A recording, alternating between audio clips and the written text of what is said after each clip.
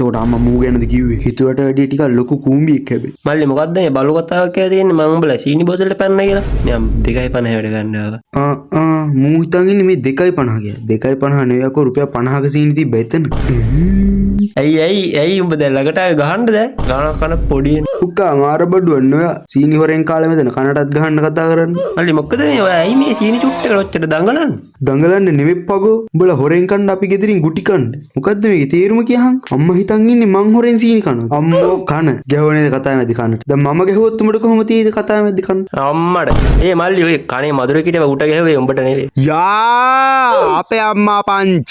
අඩෝ සීනි 250 මෙච්චර ලොකු වලිය. යකෝ 96ලට අවන්තලට රදීස්ලට ගහපු මට උඹ මොන සිපයියෙක්ද බා? අපේ අම්මා දරණි යකෝ.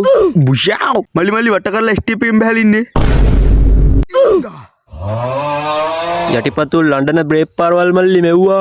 මම මේ උඹට හොඳින් කියලා. කට දෙකෙන් අල්ලලා සමනලේ ගැටේ ගහන්න කලින් කියපන් උඹනේ සීනි කෑවේ. නැති බැරිකමට සීනි අට දෙකක් කෑවා කියලා මගේ අට දෙක සමනල ගැටේ දාන හරිද මං අහන්නේ. අර මම යනවා උඹලා එහෙන දරුණු මිනිස්සු.